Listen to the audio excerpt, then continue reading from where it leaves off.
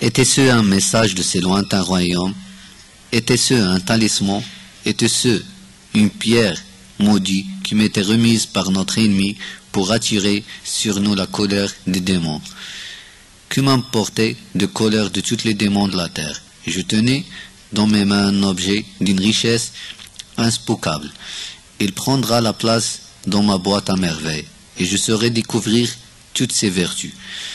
Ma mère me trouva dans mon coin, et me jeta un regard négligent et dit: encore un bout de verre, fais attention de ne pas te blesser. Ces 2 jours et demi de repos passent très vite. Le vendredi après déjeuner, je me retrouvais à l'école, hurlant les versets coraniques et scandant les mots sur ma planchette à coups de poing. Une mèche de cheveux ornait le côté droit de ma tête.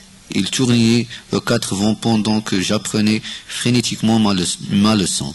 Le doigt me faisait mal à forcer de cogner sur ma planchette de bois. Chaque élève se livrait à ce jeu avec passion. Le maître somnolait, sa longue baguette à la main. Le bruit, les coups répétés sur les planchettes m'envira. J'avais chaud aux joues. Mettant donner une tache de soleil d'un jaune animique traîne encore sur le mur d'en face. Le maître se réveilla, distribua au hasard quelques deux de baguettes et se rendormit. La tache de soleil diminua. Les cris des enfants s'étaient transformés en torrents, en caractères, en bruit de rafale. La tache de soleil disparut. Le maître ouvrit les yeux, bâilla, distingua au milieu de toutes ses voix.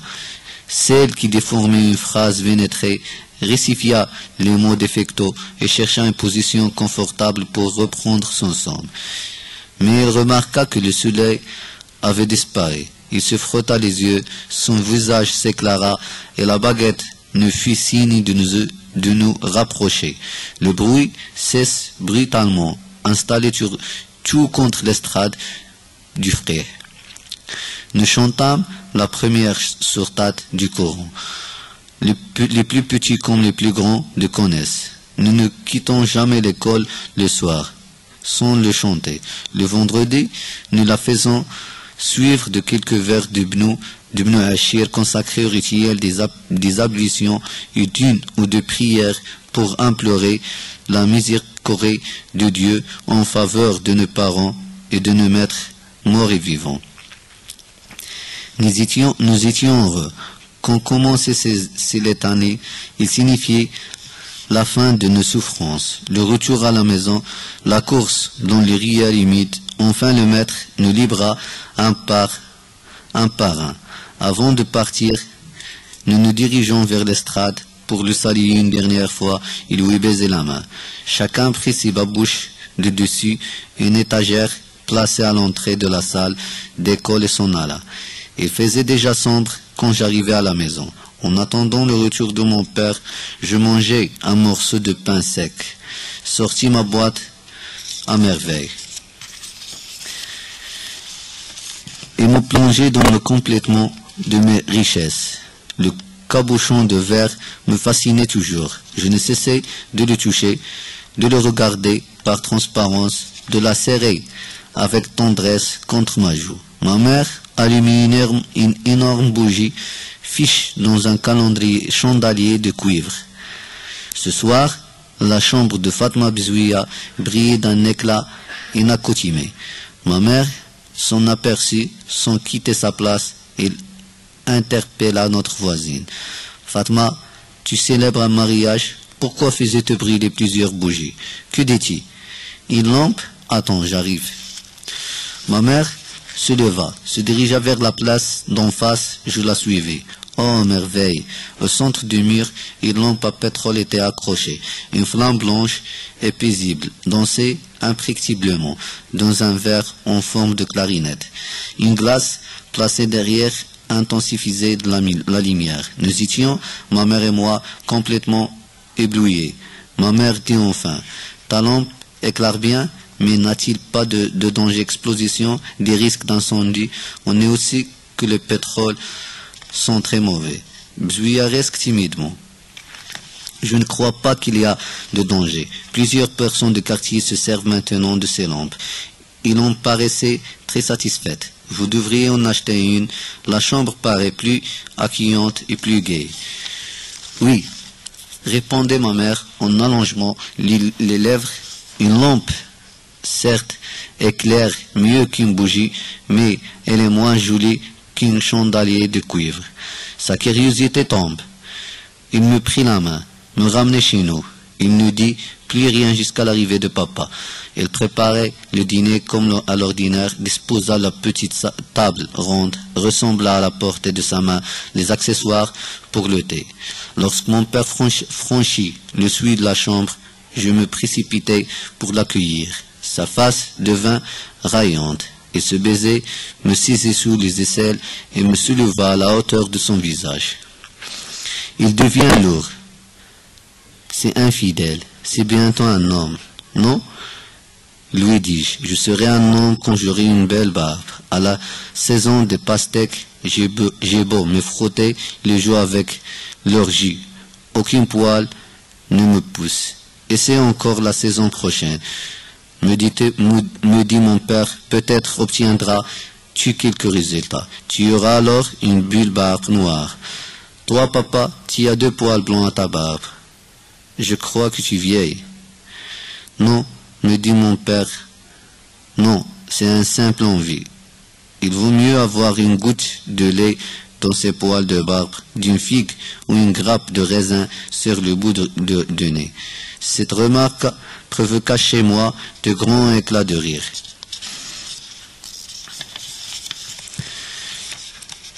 Le dîner était délicieux, un mie que je préférais. Entre tout, les pieds de mouton pois chiches. Nous mangeâmes copieusement, la table débarrassée. Ma mère nous servit du thé à la menthe et parla des menus événements de la journée. Mon père sirotait son thé, répondait rarement. La lumière baisait une seconde. Ma mère moucha la bougie avec une paire de ciseaux royés. Il en profita pour déclarer que les bougies devenaient de moindre qualité, qu'il en fallait une toutes les 3 jours et que les pièces paraissaient lugubres avec toutes ces ombres qui s'amusent dans les angles. Tous les gens bien s'éclairent au pétrole, dit-elle pour conclure. Ces propos laissent mon père dans un infidélance totale. Mes yeux brillaient de curiosité. J'attendais son verdict. J'admirais intérieurement l'habileté de ma mère. Je fus déçu. Son commentaire, mon père se préparait pour dormir. Je gagnai mon lit. Je rêvais cette nuit d'une belle flamme blanche que je réussissais à tenir prisonnière dans mon cabochon de verre taillé en diamant. Le lendemain, mon retour de Msid pour le déjeuner, je sautais de joie, de surprise lorsque je découvrais accrochée de mur de notre chambre, bien au centre, une lampe à pétrole identique, à celle de notre voisine. Le matin, Driss le teignant en venant chercher le couffin pour les provisions, l'avait tendu à ma mère. Il avait fait en plaide en outre d'une bouteille de pétrole et d'un entonnoir. Le chouafa, qu'on appelait Tante Kinza, monta admirer notre nouvelle acquisition. Nous souhaitait toutes sortes de propositions. Ma mère rayonna de bonheur. Il devait trouver la vie digne d'être vécue, et le monde peuplé d'être d'une infinie bonté. Il chantait, gourmandait avec tendresse un chat efflanqué. Étranger à la maison, rirait pour un rien. Chez ma mère, de telles joies étaient souvent très proches des larmes. L'occasion ne tarde pas ce jour-là à se présenter. Il put, comme il le disait, soulager son cœur. Rahma, la femme du fabricant de charries, qui était sortie ce matin accompagnée de sa fille Zineb, de l'intention de se rendre au quartier Kalkiline pour assister à un baptême, revint tout en pleurs. Il se mit à se lamenter depuis l'entrée de la maison, à s'administrer des claques sonorées sur les joues. Malheur, malheur à moi, je suis la plus misérable des mères, je ne pourrai jamais survivre à cette douleur, personne ne pourra soulager ma peine. Les questions fusaient de toutes les fenêtres, les femmes avaient trompé leur besogne, et la suppliaient de le mettre au courant de la nature de cette catastrophe qui l'avait frappé. Ma mère oublia qu'Rahma n'était qu'une pouilleuse, une mendiante d'entre les mendiantes. Tuimi, il se précipita au premier étage en criant « Ma sœur, ma pauvre sœur, qu'est-il arrivé? Nous pouvons peut-être te venir en aide, cesse de pleurer, tu nous déchires le cœur. » Toutes les femmes entourèrent Rahma le malheureuse. Il réussit enfin à les renseigner. Zineb avait disparu. Perdu dans la foule, en vain, sa mère avait essayé de le retrouver dans les petites raies latérales. Zineb s'était volatilisé. Le sol l'avait englouti, il ne restait pas le moindre trace. La nouvelle de cette disparition se propagea instantanément dans le quartier. Des femmes inconnues traversent les terrasses pour venir prendre part à la douleur de Rahma et l'exécuter à la patience. Tout le monde se mit à pleurer brièvement. Chacune des assistantes gémisse, se lamentait, se rappelait les moments particulièrement pénibles de sa vie, s'attendrait sur son propre sort. Je m'étais mêlé au groupe de pleureuses et je m'éclate en sanglots. Personne ne s'occupait de moi. Je n'aimais pas Zineb. Sa desperation me réjouissait plutôt. Je pleurais pour bien d'autres raisons. D'abord, je pleurais pour faire comme tout le monde. Il me semblait que la bienséance l'exigeait. Je pleurais aussi parce que ma mère pleurait et parce que Rahma, qui m'avait fait un cadeau d'un beau cabochon de verre, avait du chagrin. Mais la raison profonde peut-être, c'était celle que je donnais à ma mère lorsqu'elle s'arrêta, épuisée. Toutes les femmes s'arrêtèrent, s'essayèrent le visage, qui avec un mouchoir, qui avec le bas de sa chemise. Je continuais à pousser des cris prolongés. Des assières de me consoler. Ma mère me dit « Arrête Sidi Mohamed, on retrouvera Zineb. Arrête, tu vas te faire mal aux yeux avec toutes les larmes. » Coquettement, je lui répondais « Cela m'a fait égal. Qu'on ne retrouve pas Zineb. Je pleure parce que j'ai faim. » Ma mère me saisit par le poignet et m'entraînait courroucé. Je déjeunais toute seule et je partis à l'école l'après-midi. Se passa pour moi comme les autres après-midi. Je vociférais les versets sacrés, tapais sur une planchette. Le soir, après avoir réussi ma leçon, je repris le chemin de la maison. Je m'attendais à le trouver sens dessus. Il n'en était rien. Silencieuses, les femmes soufflent leur feu, remuaient leur ragoût, écrisaient dans les mortiers de cuivre leur épice. Je n'osais pas interroger ma mère sur les aventures de Zineb. Mon père arriva. Comme de coutume, après la prière de l'Écha. Le repas se déroula simplement, mais à l'heure de thé, maman parla des événements de la journée. Elle commença. Cette pauvre Rahma a passé une journée dans les affaires de l'angoisse. Nous avons toutes bouleversé. Que se passe-t-il? Demanda mon père. Ma mère reprit. Tu connais le fournier qui demeure à Kalkaline? Si, tu dois le connaître. Il est marié à Khadija, la sœur de notre voisin Rahma. Il y a un an. Ils sont venus passer une semaine ici chez leurs parents. Ce sont des gens honnêtes, pieux et bien élevés. Mariés depuis 3 ans, ils désiraient vivre, avoir un enfant. La pauvre Khadija consultait les grisseuses, les frères, les sorciers et les choux face son résultat. Il y a un an, ils sont allés en pèlerinage à Sidi Eli Bouzerine. Khadija se baigna dans la source, promit au sein de sacrifier un agneau si Dieu exauçait son vœu. Il a eu son bébé. Depuis 6 jours, la joie du ménage est à son comble. Demain, on procédera au sacrifice de nom. Mon père osa fait remarquer qu'il ne voyait pas dans cet événement motif à angoisse, mais ma mère l'interrompit et déclare qu'il était incapable d'écouter jusqu'au bout un récit. Attends, dit-il, je commence à peine. Tu m'intrompes tout le temps. Rahma était donc invité au baptême et la cérémonie du nom. Son mari lui acheta une belle robe parsemée de fleurs multicouleurs. Il sortit son foulard de mariage, le beau foulard rouge à décor d'oiseau. Habillé de neuf, sa fille Zineb ils partirent de bonne heure ce matin. Ils passèrent par Mishatin, Sefrin, Louadin. Tu ne veux pas citer toutes les rues du Fès. Dis simplement mon père. Je pouffais de rire. Des yeux sévères se fixèrent un moment sur moi et ma mère reprit. Ils arrivèrent à Rsef. La foule barrait le chemin. Un marchand vendait des poissons frais. 1,75 francs, l'Artal. Jotéa, le poisson se vend 2,25 francs. Les gens se battaient pour se faire servir. Rahma et sa fille furent prises dans le rumeur de cette couille. Une fois à l'air libre, Rahma rajusta son haïk et constate la disparition de Zineb. Il appela, cria un mot à la foule. La marchand cessa son trafic. Les gens vinrent au secours de la mère affligée. Mais la fille restait introuvable. Rahma revint tout en larmes. Nous la consolâmes. De notre mieux, Allah le jardinier se dépêche de prévenir le mari de Rahma.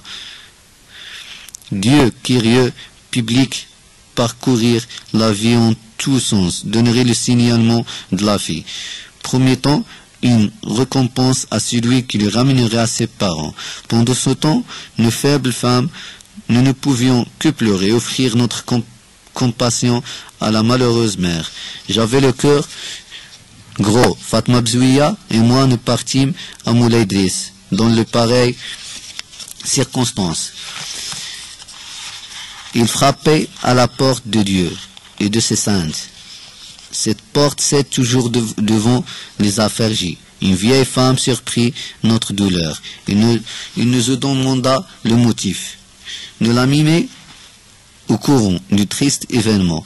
Il nous prit par la main et nous emmena à Darkiton, la maison des Idrissiels, lieu d'asile de toutes les abondées. Là nous trouvâmes Zineb. L'Mqidma l'avait recueilli et nourri pour l'amour du Créateur, et un rial de récompense, et nous le remerciâmes pour ses bons soins. Rahma retrouva toute sa gaieté lorsque sa fille lui fut rendue. L'engage à Dieu, termina mon père. Prépare le lit de cet enfant, ajoute-t-il, il tombe de sommeil. Sous mes couvertures, les yeux ouverts, je l'imaginais dans une douce somnolence, la maison de Dressid. Je me représentais une vaste demeure en mosaïque faunée, bourdante comme une riche de voix, de femmes en instance de répétition, de jeunes filles malheureuses et d'enfants perdus. Moi aussi j'étais perdu dans une vie déserte. Je cherchais en vain un lieu d'asile. Je sentis ma solitude devenir lourde et m'étouffer. Je poussais un cri. Une parole douce vint de loin apaiser ma fièvre. Et je tombais dans le soir, rassuré, détendu, le souffle calme. Le jeudi suivant, Rahma, pour remercier Dieu de lui avoir rendu sa fille,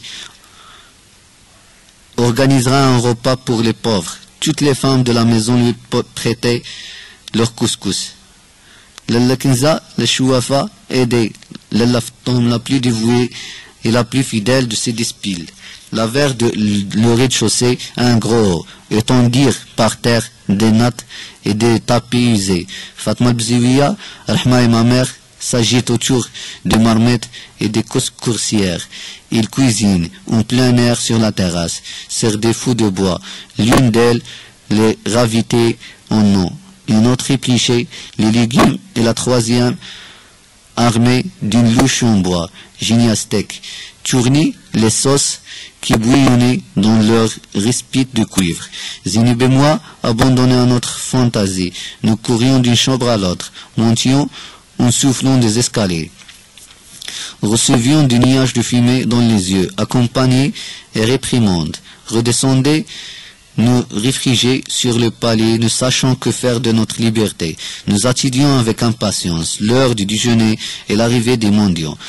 Lorsque les grands plats de céramique que Rahma avait loués furent graniques de couscous copieusement arrosés de bouillon, surmontés d'un pyramide de viande et de légumes. Driss Ouad partit à Moulay Idriss et à la maison des aveugles de la rue Riyad Jha pour chercher ses hôtes. Bientôt nous entrâmes dans le couloir. D'entrée, une brouhaha scandée de coups de canne et d'éclat de voix. Driss entra le premier dans le patio. Il fut suivi d'un aveugle à barbe blanche guidé par un garçonnet d'une dizaine d'années. Ensuite, un flot de mendiants, hommes et femmes, se déversa dans le cours. Le premier vieillard exerça sur cette foule en look une véritable royauté. Tous lui obéissent. Il manifeste beaucoup d'égards pour ce patriarche. Plus tard, j'appris que la maison des aveugles de la rue Riyad Shah avait un chef élu, un règlement intérieur auquel devaient se soumettre les membres de cette institution. J'avais donc sous les yeux le chef de mendiants au milieu de son clan. Tout le monde s'assit pour les nattes et sur les tapis usés avant que le repas ne leur fût servi. Ils entraînèrent un psaïum où il était question de félicité qui attendent les croyants au cœur généreux. Celui-ci qui nourrissent les affamés honore l'hôte de Dieu.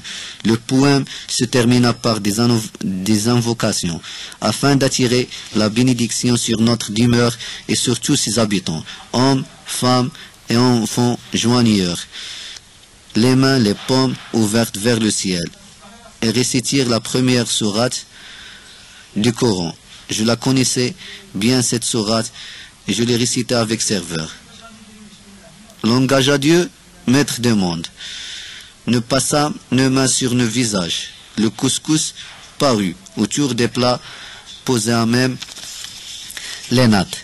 Les mendiants s'installèrent pour manger des blocs de terre cuite, décorés au goudron, sur qui les pleins d'eau. Les mendiants mangeaient et buvaient avec dignité, sans hâte, sans agitation racifiée. Ils se léchèrent soigneusement les doigts, s'essayèrent avec des torchons mis à leur disposition. Au signal de leur chef, ils commencèrent le psalmodie d'un chapitre de livre saint.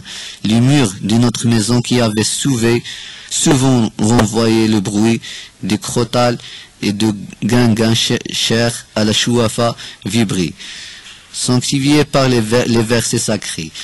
Le chapitre choisi était particulièrement long. Il fut chanté sur un rythme plein de majesté.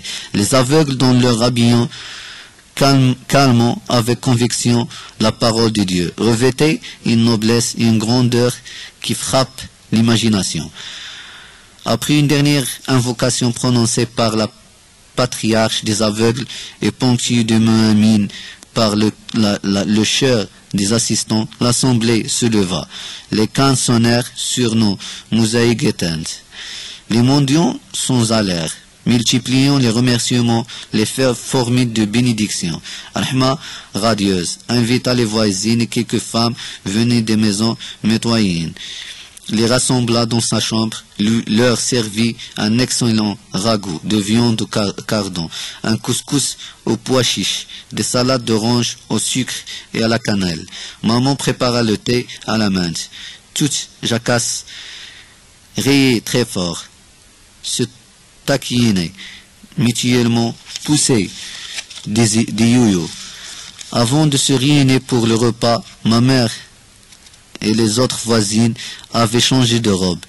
Elles tirèrent de leur coffre des kaftanes aux couleurs chatoyantes, fina ornées de fleurs et pour se coiffer de riches foulards de soie. La fête dura jusqu'à coucher de soleil et se terminera sur la terrasse avec d'autres yo-yo, d'autres veaux et la promesse de se revoir. Pendant tout ce temps, personne ne s'était occupé de moi. J'avais mangé avec Zineb dans un petit plat qui m'était personnel et dont mon père m'avait fait cadeau. La veille de la fête du montant, nous avions réussi à boire du thé, que nous avions transversé dans un tiers de fer blanc. Joué de Zineb et pour finir, nous nous étions battus. La nuit, la maison retomba dans le silence. Je me sentis triste. Je sortis ma boîte, la vidai sur un coin de matelas, regardai mes objets. Ce soir, il ne parlait pas, il gissait à terre, maussade un peu hostile. Il avait perdu leur pouvoir magique et devenu méfiant, secret. Je les remis dans leur boîte, une fois de couvercelle rabattu. Ils se réveillèrent dans le noir pour se livrer à moi ainsi à des jeux fastidieux et délicats. Ils ne savaient pas, dans leur ignorance, que les parois de ma boîte à merveilles ne pouvaient résister à ma contemplation. Mon immense cabochon de verre grandi se délata, atteignit les proportions d'un palais de rêve. S'orna de la lumière et d'étoffes précieuses, les clous, les boutons de porcelaine, les épinigles et les perles changées en princesses. En esclaves, en jouvençons, pénètrent dans ce palais, joueurs de douces mélodies, se nourrir de mets raffinés, organiser des séances d'esclopards, volèrent dans les arbres pour en croquer les fruits, disparurent dans le ciel sur l'île du vent en enquête d'aventure. J'ouvris la boîte avec d'infinies précautions afin de jouir lourd et plus intensément de spectacle. L'enchantement disparut. Je trouvais simplement un cabochon de verre, des boutons et des clous sans âme et sans mystère. Cette constatation fut curielle. J'éclatai en sanglots. Ma mère survint, parlant de fatigue, et m'amenait de dormir. Dans les premiers jours du printemps, ma mère et moi, nous allâmes rendre visite à l'Aïcha. Nous étions invités à passer la journée quelques jours auparavant. Ma mère prépara des gâteaux de semoule fine, des petits pains à l'année au sucre et de l'eau, farine grillée mélangée de beurre et de diverses épices. Nous emportâmes toutes ces douceurs. Nous quittâmes la maison le matin. Driss le Ténion vint nous trouver chez l'ami de ma mère, chargé de son couffin à provisions et d'un poulet de fort bonne apparence. Driss apporta aussi un pain de sucre, un paquet de thé et une barcée de menthe. Le Laïcha protesta, reproche à ma mère ses folles dépenses. Il s'attendait à notre visite. Il avait fait son marché en conséquence. Le Laïcha habitait dans l'impasse de Zonktljama, une maison avec une porte basse.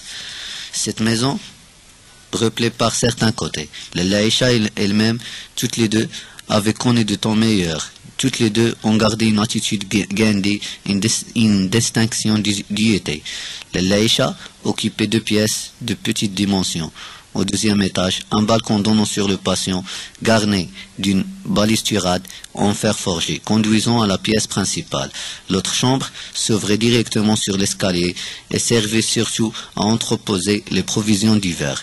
Le Laïcha y fait aussi sa cuisine. La grande pièce avait 2 fenêtres. L'une s'ouvra sur le patio de la maison, et l'autre sur la terrasse des maisons voisines et sur les toits d'une petite mosquée de quartier. Cette chambre, 2 fois plus longue que large, était d'une propreté méticuleuse. Des crétons à grand ramage couvraient les matelas. D'énormes coussins bordés aux petits points enveloppaient une légère soierie transparente.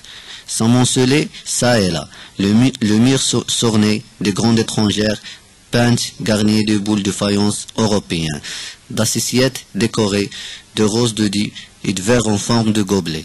Une pendule en bois foncé, riche en sculptures, clochetons et pendentifs, occupée sur le mur de place d'honneur. Le sol était couvert d'une natte de jonc. Par-dessus la natte se déployait une carpette aux couleurs vives. Cet ensemble baignait d'une atmosphère d'essence, de quiétude. Ce n'était certes par le grand luxe, mais le confort, un nid douillet à l'arbitre de ventre. Dès notre arrivée, le Laïcha nous servit des gâteaux et du thé à la menthe.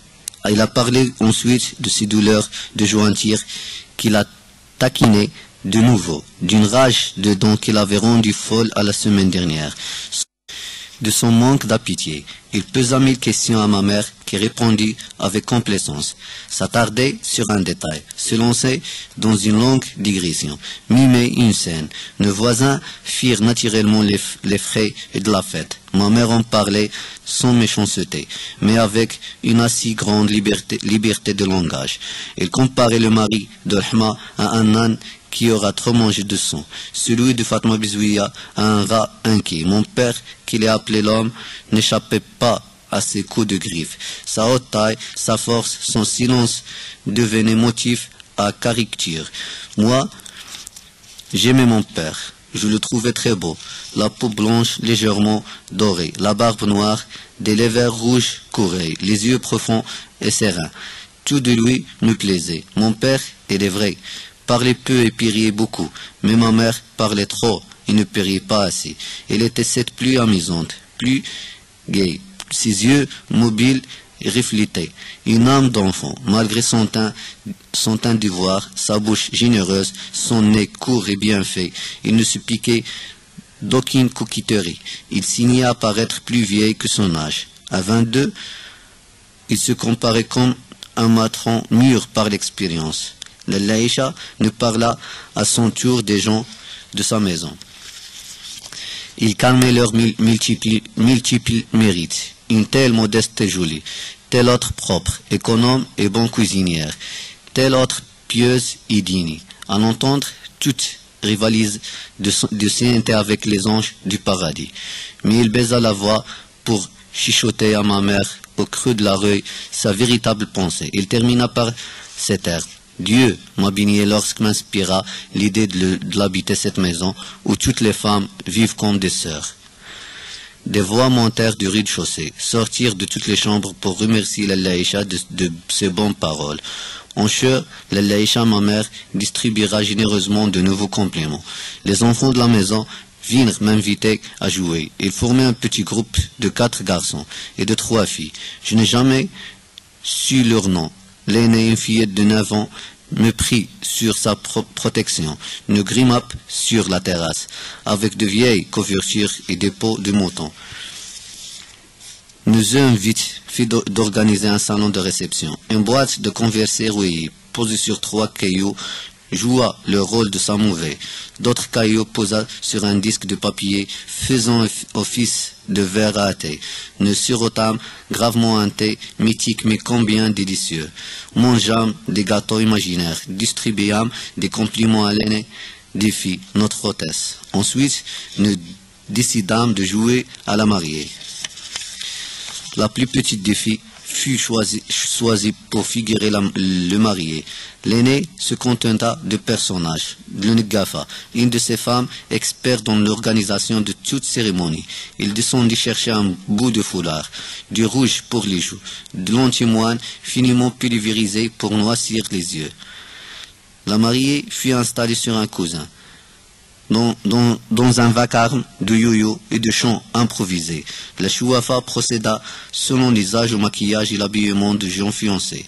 Il affubla une couverture en guise de robe. La coiffa, l'orna du papier ajouré, simulant grossièrement des bijoux, s'éloigna pour admirer son ouvrage. L'un des garçons, mu par un architecte de méchanceté, ramassait une poignée de terre et la jeta à la figure de notre mariée. Le drame se déchaîna. La mariée et ses invités se mirent à hurler, à se battre, à courir dans tous les sens, le visage barbouillé de larmes et de mauve. Je hurlais comme tout le monde, sans savoir pourquoi. J'essayais de me dégager des bras de la grande fille qui déployait de vains efforts pour me calmer. Une des femmes monta, distribua des talouches et des insultes, traita des démons énonces et coupables et me descendit sous son bras comme un paquet pour me rater à ma mère. J'essaya encore de reprocher injustice. Ma mère me menaça de ne plus jamais me mener nulle part. Ma mère et son ami se remirent à parler de Rahma, la femme du fabricant du chari, de Fatma Bziouia et de tante Kenza la voyante.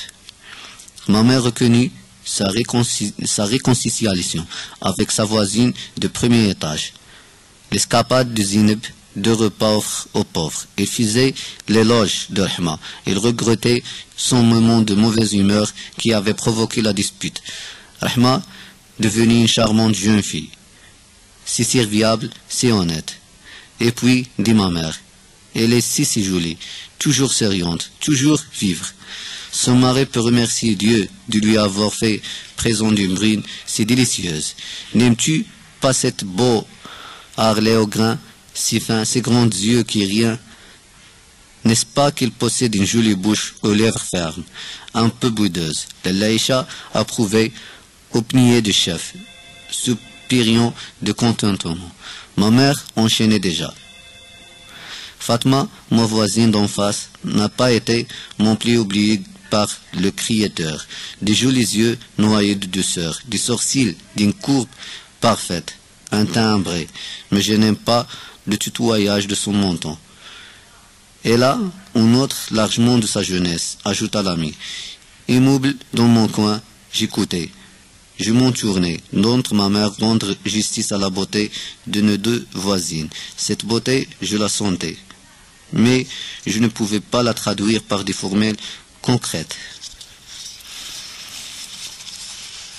J'étais reconnaissant à ma mère d'exprimer avec des termes précis ce qui flottait dans mon imagination, sous forme d'images vagues, confuses, inachevées.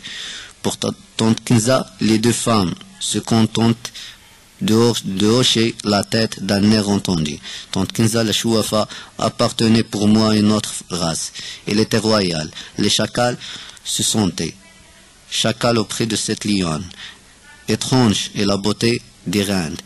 Non pas des reines d'un royaume éphémère qui divise la faim, la concupiscence et l'avidité, et des reins vierges qui portent dans leur flanc un Dieu d'acquitté. Ses grands yeux, dans sa face de prochainement délicat, fascinaient des clients et imposaient le respect à celles qui ne l'aimaient pas.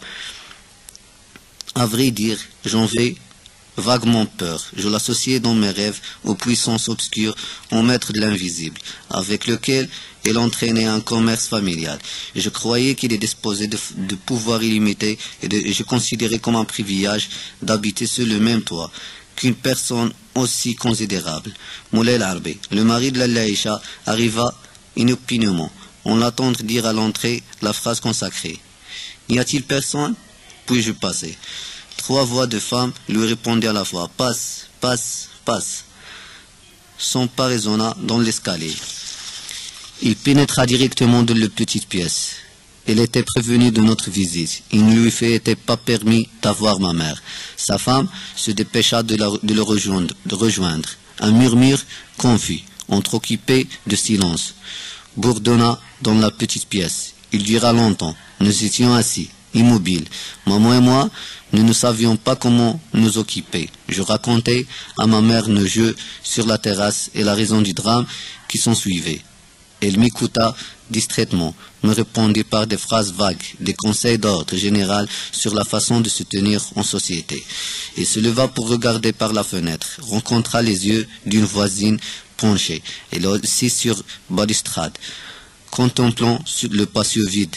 Les deux femmes se saluèrent par l'air du printemps dont les débuts étaient toujours fatigants. L'inconnu en profita pour évoquer le souvenir d'une Zha, une partie en plein air, à laquelle elle avait participé. Elle avait de cela des années. La campagne paraît comme un bouquet scenté de miel. Les oiseaux se répandaient d'un buisson à une branche. Les femmes couraient, pieds nus dans l'herbe, barbatant de le ruisseau. Le chanter de cantilon a ravi le cœur. Au milieu de l'après-midi, un orage d'une rare violence s'abattit sur la nature. En hâte, tapis et couvertures furent ramassés. Chacun se chargera d'une partie de bagage. Plus plat vide, accessoires pour le thé, gargoulettes pour l'eau fraîche. 2 hommes et 5 femmes. Ne tout parents composaient l'équipe. La pluie fut accueillie par les uns comme une bénédiction, par les autres comme une catastrophe. Nous étions d'un triste état. À notre retour, mes belles robes avaient souffert de la boue. J'avais un kaftan en drap, abricot comme on fait plus à notre époque. Par-dessus, je portais une tunique bordée de fleurs mauves. Le Laïcha vint nous retrouver, le visage bouleversé. Il fit signer à ma mère de la suivre dans le coin, le plus sombre de la chambre. Je restais à la fenêtre. La femme qui racontait son meilleur souvenir demeura un moment à attendre le retour de ma mère.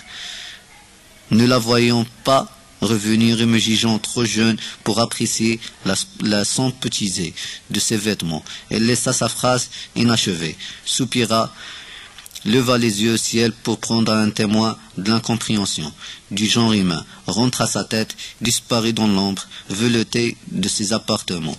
Ma mère discuta à demi-voix avec son ami. Je n'osa pas m'en approcher. J'entendis le mot Pacha plusieurs fois au cours de leur mystérieux dialogue.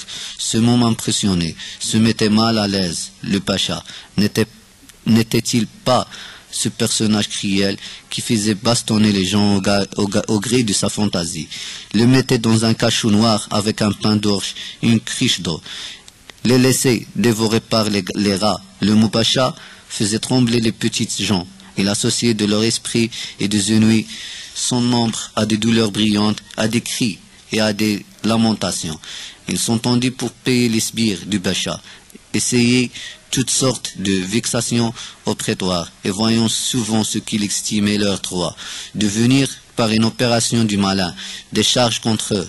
Toutes ces considérations ne nous empêchaient pas de chercher quel peu de futilité. Ils couraient devant le Pacha pour lui exposer des petites misères. Ils repartaient de là souvent mécontents, ayant essayé quelques rebuffades. Le Laïcha se mit à pleurer silencieusement. Il se cachait le visage dans le manche de sa robe et reniflait. Ma mère se fit tendre, lui entoura les épaules de son bras, lui parla comme elle m'aura parlé à une petite fille. La scène m'amusait. Le Laïcha, plus âgée que ma mère, se laissa consoler, devenait la petite sœur dans les bras de son aîné. J'avais envie de rire, mais je savais que cela ne se faisait pas. Le ridicule de la situation m'obligea à fuir dans l'escalier pour ne m'en monter incorrect. Je souhaitais rencontrer la jeune inconnue qui savait si bien jouer une gaffa. Nous aurions vécu ensemble quelques avenirs extravagantes dans un pays enchanté. Mais hélas, déjà j'étais voué à la solitude. Je m'assis sur la haute du marché et je chantonnais sur un air improvisé des paroles dépourvues de sens. Le Pacha mange à la Laïcha, ennui, oh mon œil, pleure dans la solitude. Du fond de la chambre, ma mère m'interpella. Elle me demanda si j'avais l'intention de braire pendant longtemps encore. Je me tis, m'adosai au mur et je ne tardais pas à m'endormir. J'entendis quelqu'un me réveiller. Une main immitouillable me traînait dans la chambre de l'Aïcha où la table était mise. Je tombais de sommeil, ma mère me força à manger, mais je ne pouvais rien avaler. Le poulet aux carottes avait goût de la paix. Je fis une énorme tache de graisse sur ma djellaba et je subis des sévères remontrances. Enfin, on m'abandonna sur un matelas où je pus ronfler tout à loisir. Quand je me réveillai, le soleil avait disparu, les bijoux clientaient, criaient sur les murs des ombres fantastiques. Mon père vint nous chercher. Je descendais l'escalier, butant à chaque marche, les rues étaient mal éclairées. Mon père s'était muni d'une lanterne en fer blanc gracieusement ajoutée et ornée de verres de couleur. Des silhouettes sugercées du noir prennent forme humaine, disparaissent à un instant après derrière nous, avalées par la nuit. Je ne reconnaissais aucune rue. J'entendais résonner des pas dans le lointain. Ils se rapprochaient, se dissolvant. Un chien aboua. Une dispute de chats éclata au fait d'une terrasse. Les deux ennemis se défiaient, calmant chacun sa bravure et son courage. Crachaient de bouffées en couleur, leurs cris s'éloignaient seuls, ne pas, le froufrou de nos vêtements, nos souffles pressés, animaient cette ville morte. Nous arrivâmes chez nous, ma mère me coucha, je me hantais dans le sommeil.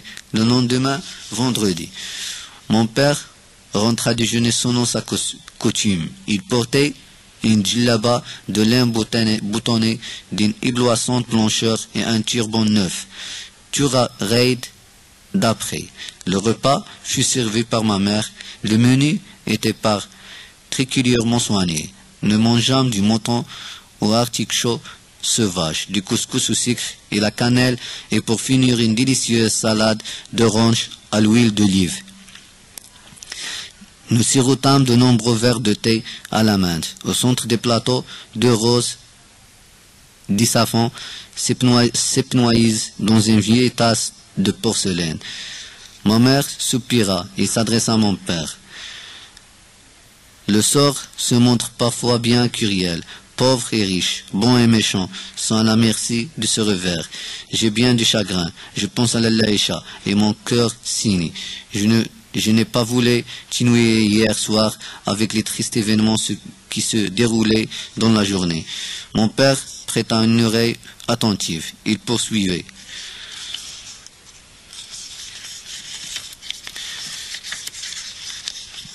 Moulay el-Harbi, le mari de l'Aïcha, s'est disputé avec son associé, un certain Abdelkader, fils de je ne sais qui.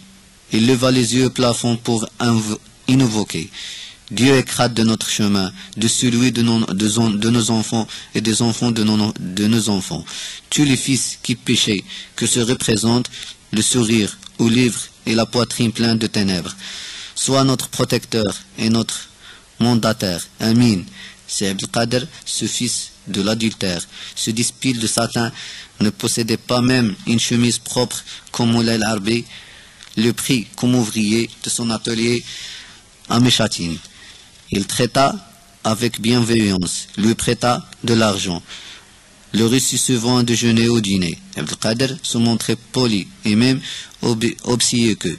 Il chantait les mérites de Moulay el-Harbi, louia sa générosité, son bon caractère et la noblesse de ses sentiments. Tous les deux travaillent beaucoup. Les babouchons bordés jouissent auprès des femmes de Fès d'un grand succès. La production de Moulay el-Harbi et de son ouvrier avait bonne réputation. Abdelkader songea à se marier. Moulay el-Harbi l'encourageait. Dans cette voie, l'Aïcha lui trouva une jeune fille digne d'éloge. Le mariage coûte toujours très cher. Malgré ses nuits de vieille, Abdelkader n'avait pas su économiser. Il se trouva assez gêné lorsqu'il fallait verser un dos à sa fiancée. Et le recours à son patron, Moulay el-Harbi, réussit à ressembler 80 riels. Il lui versa son méfiance. Il commit la faute de lui avancer cet argent sans établir de papier de reconnaissance de dette pour permettre à Abdelkader de gagner davantage. Il l'associa à son affaire. Sais-tu comment ce fils du péché l'a remercié de ses bienfaits? Mon père ne savait pas. Ma mère ne lui laissa d'ailleurs pas le temps de répondre. Il continua en ces termes. Non, tu ne pourras jamais devenir les gens qui n'ont pas de douleur, les vins nus, pieds de mauvaise foi. Ceux-là qui enfoncent Dieu et sont envoyés par leur agissement malhonnête auront à rendre compte de leurs mauvaises actions le jour de la balance. Abdelkader a nié, il n'a pas simplement nié, il a même prétendu avoir versé la moitié du capital de l'affaire de Moulay el-Harbi pour l'achat de matériel, de cuir et de fils d'or. Le Bacha ne pouvait pas connaître tous les détails de cette histoire. Il n'a accepté aucune des versions des deux adversaires. Un garde de Bacha était chargé de mener l'enquête, mais il se contentait de discuter avec les plaideurs. Il leur a réclamé une somme fabuleuse pour le temps qu'il avait perdu. Dit-il, à les réconcilier. Ils se sont exécutés. L'affaire a été portée devant le prévôt des marchands. Il les a fait de nouveau accompagner par un de ses gardes, qui leur demandait de lui exposer les faits. Mais ils sont refusés. Seuls les experts de la corporation peuvent comprendre l'objet du litige. Dirent-ils, les experts ont été réunis. Ils ont discuté jusqu'à soir. Finalement, ils se sont prononcés en faveur d'Abdelkader. Quelle époque! Il n'y a plus de justice. Ce n'est pas point de leur faute à ces juges, me dirais-tu. Il est difficile de connaître les tenants et les aboutissants d'une telle affaire. Qu'a-t-on jugé les affaires dont on ne connaît pas toutes les données? Je sais, le monde est ainsi fait. Il fait des juges et des escorts pour leur donner du travail. Ce sont toujours les honnêtes gens qui sont sacrifiés. Mon père intervint. Pas toujours. Parfois les juges commettent des erreurs. Même juges, ils n'en sont pas au moins des hommes, c'est-à-dire soumis à l'erreur. Dieu seul ne se trompe jamais. il n'y a de puissance que lui. L'unique n'a pas d'associé, dit ma mère. Il ajouta, enfin, tout cela nous a bouleversés. La Laïcha pleurait le soir. Il souffrit de violents, même de tête. Un silence suivait cette conclusion. J'attendais les grains de chapelet qui j'ignorais du long doigt de mon père. Rahma tapait sur son pain pour savoir s'il était levé. Zineb jouait avec la chat. Un chat noir, maladif, que la famille avait adopté pour satisfaire un caprice de leur fille. J'écoutais ce qu'il lui racontait. Il y avait question de le nourrir du miel et du beurre, de gâteaux fourrés, d'amandes et de cuisses de poulet. Le grand bébé aura un bourrelet de vouleurs et portait des turbans de soie. Grande Néhésie, depuis quand les chats raffolent-ils de miel? Un chat avec un turban de soie sera chose la plus ridicule du monde. Une fille aussi bête que Zineb ne peut rien trouver d'amusant dans pauvre cervelle. Il ne savait pas jouer. À mon avis, il était donc particulièrement pauvre et mépressable. Moi, j'avais des trésors, cachés dans ma boîte à merveille. J'étais seul à les connaître. Je pouvais m'évader de ce monde de contraintes encombrées, de bachats, de prévôts, de marchands et de gardes venant et me réfugier dans mon royaume où tout était harmonie, chant et musique. J'avais pour compagnons des héros et des princes équitables pour entendre raconter leurs nouveaux exploits. Je me promettais d'aller écouter Abdallah. L'épicier, je n'avais d'ailleurs jamais vu Abdallah, mais il tenait une place importante dans mon univers. Toutes les histoires merveilleuses que jamais eu l'occasion d'entendre, je l'ai attribué. Pourtant, Abdallah avait exécuté mon père, que ne parlons pas, souvent consacra une soirée entière à entretenir ma mère d'Abdallah et ses histoires. Le récit de mon père exécuta mon imagination, m'obséda durant toute mon enfance. C'était l'hiver. Il venait faisait claquer la porte de la terrasse et sifflait dans l'escalier. J'avais la tête posée sur le genou de ma mère. J'écoutais. Il parlait lentement de sa voix grave. Voici son récit. Abdallah connaît nombre d'histoires. Celles qu'il raconte sont rarement amusantes. Et il se termine brusquement, sans recherche des faits, sans conclusion apparente. Abdallah ressemble étrangement à ces histoires. Il y a de la poésie et du mystère en lui. Il tient boutique à Hafirin. Dans cette rielle si fraîche, on était et si peu fréquente de toute saison. Abdallah vend toutes sortes d'objets, puiseuses, défrichées, pendées à guingois et d'étrangères, ne moins poussiéreuses, au moins défrichées. Il a un peu de clients, mais beaucoup d'amis. Du matin au soir, Abdallah balance son chasse-mouche, assis en tailleur sur une peau de mouton rongée de mythes.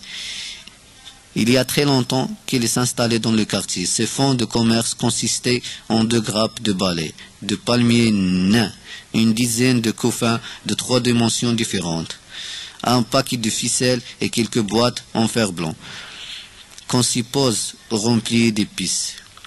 Depuis sa barbe blanchie et les grappes de balais, on est bien peu diminué de volume. Il y a encore les 2 tiers de couffins. Quant à la ficelle et aux pistes, l'occasion ne s'est point présentée de l'entamer. Il a raconté des histoires. Abdallah, depuis son arrivée, il ne répète jamais la même et semble inépuisable. Il raconte aux enfants, aux grandes personnes, aux citadins et aux campagnards, à ceux qui le connaissent comme aux visiteurs d'un jour. Les histoires d'Abdallah duraient parfois un quart d'heure et parfois une matinée. Il les raconte sans sourire, au rythme solennel de son sache-mousse. Il compte son interruption sans boire, ni se racler à la gauche, sans agiter les mains, ni occuper ses doigts.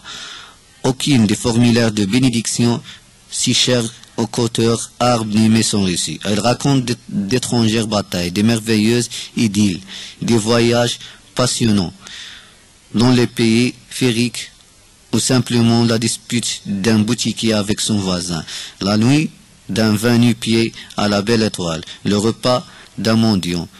Les uns l'aiment et les autres le détestent, sans lui dire, mais toutes l'écoutaient subjugées.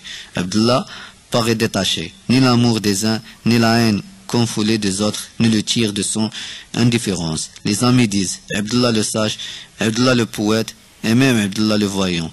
Ses ennemis le qualifiaient de menteur, d'hypocrite et parfois de sorcier. Qu'est-il donc? C'est un épicier qui raconte des histoires.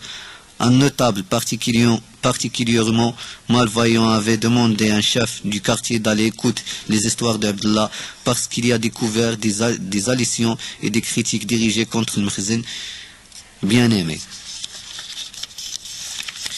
Un autre, au contraire, affirmait que le muezzin paye cet épicier sans épices pour attribuer la population et l'empêcher de se mêler des affaires de l'Empire. Au tout cela, Abdullah répondit par des histoires. Le chef de quartier est devenu son auditeur assidu.